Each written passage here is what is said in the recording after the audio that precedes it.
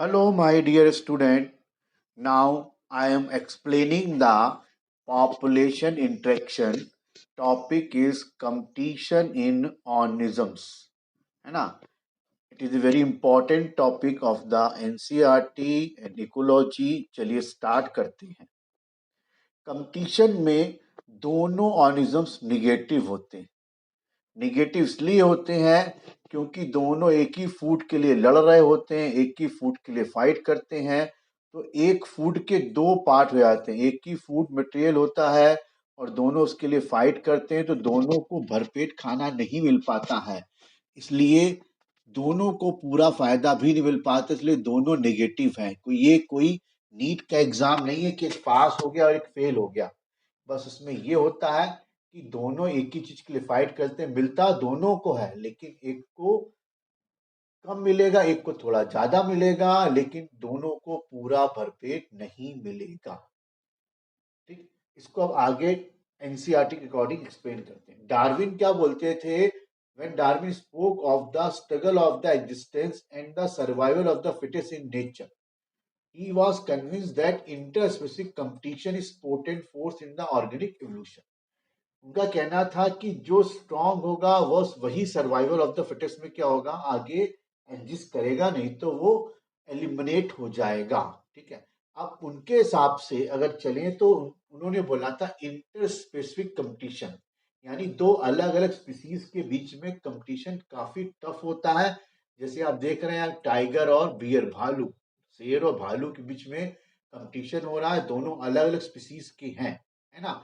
अब इनको अगर अपने आप को आगे सरवाइव कराना है तो ये अपने आप को एक दूसरे से बेहतर करते चले जाएंगे. बेहतर करने के लिए कुछ ऐसे स्ट्रक्चर और ऑर्गन डेवलप करेंगे जिनके सर्वाइवल के लिए बेस्ट होगा. इसीलिए बोला इन्होंने potent force of the organic evolution. Potent मतलब ऐसा स्ट्रॉन्ग फोर्स जो ऑर्गेनिक इवोल्यूशन को प्रमोट करता है. ध्यान रखना इंटर स्पेसिफिक कंपटीशन की उन्होंने बोला, लेकिन ये बात हमेशा सही नहीं होती. क्लोजली रिलेटेड स्पीसीज भी कंपटीशन करती हैं अगर उनके रिसोर्सेस क्या हो, सेम हो,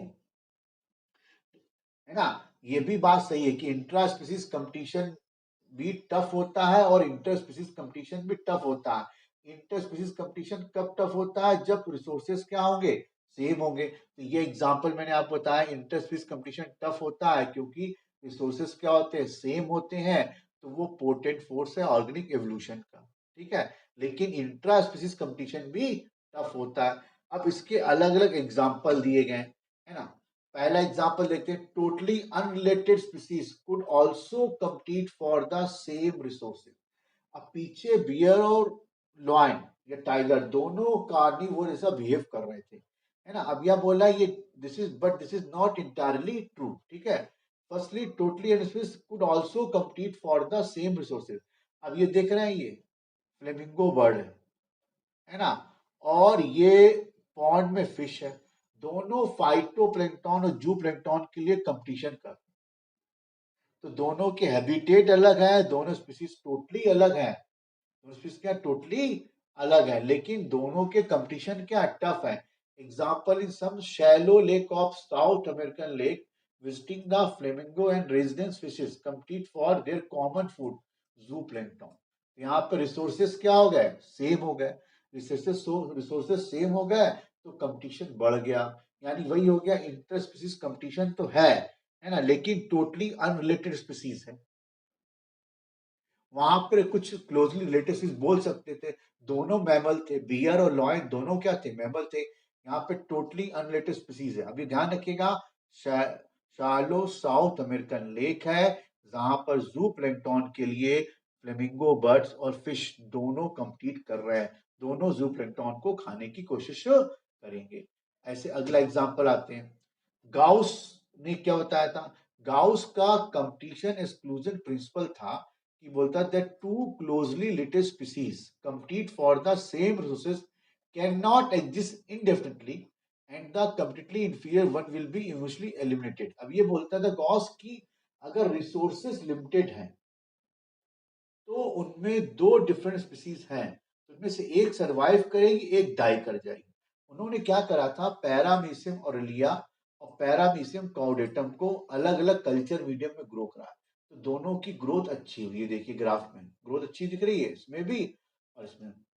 जब दोनों पैरामीशियम को एक ही कल्चर मीडियम में ग्रो करा, बोथ पीस को एक ही कल्चर मीडियम में ग्रो करा, तो ऑर्लियम वाला ग्रो कर गया और काउडेटम वाला सरवाइव नहीं कर पाया, क्योंकि ऑर्लियम का निके अच्छा था, उसका सर्वाइवल का तरीका, niche is not a habitat, niche is the way of living, niche is the way of living, उसका अच्छा तरीका था फाइट करने का, इसलिए ऑर्लियम जीत गया और काउडेटम हार गया। ये बिल्कुल वैसे ही हो गया जैसे एक क्लास में बहुत सारे बच्चे पढ़ रहे हैं, सबको एक ही टीचर पढ़ा रहा है, एक ही उनके पास एजुकेशन मटेरियल है, लेकिन उसमें से कुछ टॉप करते हैं, कुछ सेकंड रैंक आते हैं, कुछ थर्ड रैंक आते हैं। जो फर्स्ट रैंक वाला बच्चा, उसका निके अच्छा, उसका way of teaching sorry way of study बहुत बढ़िया है, वो अच्छे से पढ़ रहा है, इसलिए उसका निके अच्छा, तो आगे निकल गया। जिसका निके कम अच्छा, वो थोड़ा पीछे आ गया। और इस केस में, पैरामीशियम वाले केस में, एक सरवाइव करेगा, एक लॉस हो जाएगा, क्योंकि रिसोर्सेस लिमिटेड हैं। मतलब अगर 2 सीटें हैं तो 3 बच्चे बैठे हैं तो एक को तो हटना ही पड़ेगा। जब रिसोर्सेस लिमिटेड होंगे तो किसी एक को लॉस होना पड़ेगा, ठीक है। अब इन्होंने क्या बोला है कि it is a process in which fitness of one species significantly lower than presence of the another species. अब जो ये आर वैल्यू है, ये बता रहा है उसकी ग्रोथ। अगर मान लो पैरामीशियम अर्लिया का रिप्रोडक्शन रेट बहुत तेज हो, काउडेटम का रिप्रोडक्शन रेट कम हो, तो ऑरिलियम बहुत तेजी से बढ़ेगा और फूड मटेरियल को ज्यादा तेजी से खाएगा, तो काउडेटम अपने आप को खत्म हो जाएगा।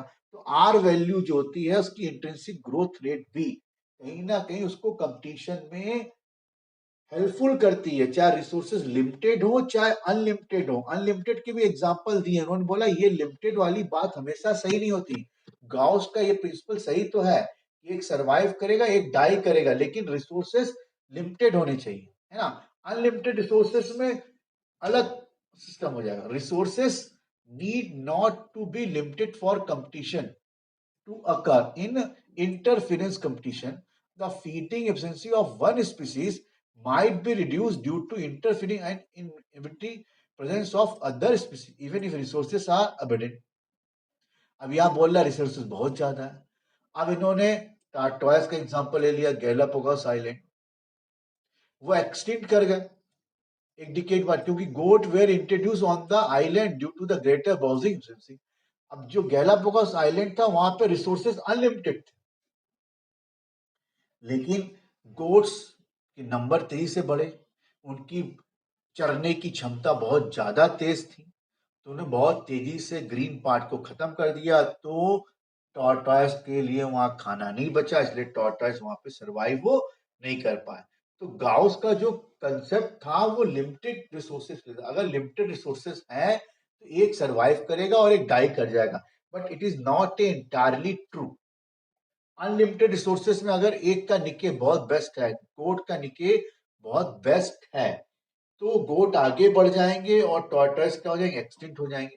लेकिन इसके बाद इसके और तरीके आए कि ये जो गॉस का कंपटीशन था हर जगह पे फिट नहीं बैठ रहा था। अब उसका अगला एग्जांपल देखिए, कंपटीशन रिलीज गॉस के principle against is the process in which a species whose distribution is restricted to a small geographical area because of the presence of competitively superior species is found expand its distribution range dramatically when the competing species is experimentally removed. अब कहानी क्या है? Colonel एक scientist थे, इन्होंने एक experiment करा rocky sea coast of the Scotland. Scotland का जो रॉकी बीच था वहां पर उन्होंने करा कॉम्पिटिटिव सुपीरियर जो बार्नकेल्स हैं, बैलेनस, ये बना हुआ डायग्राम देखिए, बैलेनस ये ज्यादा सुपीरियर है। जब बैलेनस इंटरटाइडल जोन मतलब ऐसे जोन जहां पे टाइड्स आते हैं, उनको बोलते हैं इंटरटाइडल। जब बैलेनस टाइड्स आते हैं तो उनके साथ, टाइड मतलब ज्वार भाटा जब आते हैं तो उनके साथ साथ बैलेनस भी आते हैं। बैलेनस बहुत ज्यादा सुपीरियर है काम में, निके में, तो ये जब आएंगे तो कैथमलस जो है ना, ये यहाँ से भागने लगे, तो ये बढ़ते जाएंगे तो अपना ज्योग्राफिकल एरिया बढ़ाते जाएंगे, और इनका ज्योग्राफिकल एरिया क्या होगा, कैथमरस का कम होता जाएगा। तो ये बोलते हैं मैं कंपटीशन में भाग नहीं लेना। कि भैया तू आ जा, मैं किनारे चला जाऊंगा। ये बिल्कुल वैसे ही हो गया कि बहुत से बच्चे बोले ठीक है नीट के एग्जाम में नहीं हो रहा है तो फार्मेसी सिलेक्शन ले लें, मुझे कंपटीशन में नहीं जाना। या ऐसे आप देखते हैं ना कि जब बड़े बच्चे खेलने आते हैं तो छोटे बच्चे मैदान का एक कोना पकड़ लेते हैं, वहां खेलते रहते हैं क्योंकि बड़े बच्चे सुपीरियर हैं। तो यहाँ बड़े बच्चे कौन है? बैलेंस। जब टाइट चले गए, लो टाइट हो गए, तो बैलेंस यहाँ से गायब हो गए। जब बैलेंस यहाँ से गायब हो गए तो अपने आप कैचमरस क्या होंगे? पूरे एरिया में खेलने लगे। यानी जब बड़े बच्चे चले जाएंगे तो छोटे बच्चे पूरे मैदान में खेलने लग जाएंगे। क्लियर हो गया है ना? तो ये बैलेंस और कैचमरस का सुपीरियर और इंफीरियर कंपटीशन रिलीज का एग्जाम्पल है, जो कर्नल ने अपने एक्सपेरिमेंट से प्रूव करा। अगला एग्जाम्पल देखते हैं। More recent studies do not support such a gross generalization about the competition. While they do not rule out occurrence of inter-species competition in nature, they point out the species facing the competition might evolve a mechanism that promote the coexistence. वही बात है, competition release का ही example इन्होंने दिया है कि क्या बोलते हैं इसको? Resource partition. कंपटीशन रिलीज नहीं बोलेंगे, क्या बोलेंगे? रिसोर्स पार्टीशन बोलेंगे। रिसोर्स पार्टीशन में क्या होगा कि अगर कंपटीशन है तो उन लोग रिसोर्स पार्टनिंग कर लेंगे। जब दो species compete for the same resources, they could not avoid competition by choosing instant different time of feeding of. अब ये बोल रहे हैं कि कंपटीशन टफ है, तो बेलनिगस और कैथेमरस के एग्जांपल में क्या था? अच्छा भैया तू कर ले, मैं जा रहा हूं। लेकिन कुछ एनिमल्स क्या करते हैं? एरिया डिवाइड कर लेते हैं। देखो ये इंसेक्ट कोस्टल एरिया में, ये सी के पास है, ये थोड़ा सी के अंदर है, ये सी की थोड़ा डीप से गई, ये फ्लेमिंगो और डीप चला गया। तो सबने अपने अपने अलग एरिया डिवाइड कर लिया और कुछ ने अपना टाइम चेंज कर लिया। तुम दिन में हंटिंग कर लेना, हम रात को हंटिंग कर लेंगे। इसको बोलते हैं रिसोर्सेस पार्टीशन, कि सबका काम चलता रहे, है ना? अब जब जैसे घर में एक ही मोबाइल है, हमको ही पढ़ना तुमको ही पढ़ना, तो तू दिन में पढ़ ले, मैं रात को पढ़ लूंगा। तो ये रिसोर्स पार्टीशन हो रहा है, इसमें कंपटीशन कम भी हो गया और दोनों के दोनों सरवाइव कर रहे हैं। तो रिसोर्स पार्टीशन के और भी एग्जांपल हो गए, जैसे ये ट्री हो गया। यहाँ पे येलो बर्ड्स ने अपना हैबिटेट बना लिया कि ये एरिया मेरा है, यहाँ पे मैं रहूंगी, यहीं खाऊंगी। ये रेड एरिया हो गया, ये ब्लू हो गया। यानी एक ही ट्री में अलग अलग बर्ड्स ने अपना अलग अलग हैबिटेट बना लिया और इस एरिया में जो फूड आएगा वो इनका होगा, ये तेरा हो गया, ये तेरा होगा। यानी अलग अलग एरिया बना लिए हफ्ता वसूलने टाइप। क्लियर हो गया? और एग्जाम्पल करते हैं। मैक आर्थर ने 5 क्लोजली रिलेटेड स्पीसीज वर्बल का एग्जाम्पल लिया था। ये एग्जाम्पल एनसीईआरटी में दिया हुआ है। अब ये ट्री हो गया, ये अलग अलग स्पीसीज हो गई पांचों। इन्होंने ये वाला एरिया कवर कर लिया, इसने ये वाला एरिया कवर कर लिया, इसने टॉप का एरिया कवर कर लिया, इसने ये वाला एरिया कवर कर लिया, इसने ये वाला एरिया। तो मैं काथुर बोलता था कि कंपटीशन को अवॉइड करने के लिए रिसोर्स पार्टीशन करा गया, कि अपनी फूड हैबिट चेंज कर लो या अपना फूड लेने का टाइम चेंज कर लो। ये बिल्कुल डार्विन फिंचेस की तरीके से भी हो सकता है कि एक आइलैंड में बर्ड्स उड़ के गई, एक ही तरह की बर्ड्स थी, उन्होंने अलग अलग फूडिंग हैबिट डेवलप कर ली। तो भैया ये वाला आर्थ्रोपोड खाना, A1 को खाना, मैं A2 को खाऊंगी, तो A3 को खाना, A4 को खाना। तो उससे क्या हुआ? सबका कंपटीशन कम हो गया, सबकी फूड हैबिट चेंज हो गई, तो उनमें एवोल्यूशन क्या हो गया? अलग अलग हो गया, क्योंकि सबने फूड चेंज कर लिया तो खाने का तरीका भी चेंज होगा, उससे उनके बीक में क्या आया? चेंज आया। तो it is the example of divergent evolution. तो अगर इस तरह हम देखेंगे, गॉस बोलता था कि दो डिफरेंट स्पीसीज अगर एक ही रिसोर्सेस के लिए लड़ रही हैं तो एक बचेगी, एक सर्वाइव नहीं करेगी। लेकिन ये हमेशा सही नहीं होगा। कुछ लोग कहते हैं मैं कंपटीशन नहीं करूंगा, पहले तू खा ले, जब तू चला जाएगा तो मैं आ जाऊंगा, ये हो जाएगा कंपटीशन रिलीज।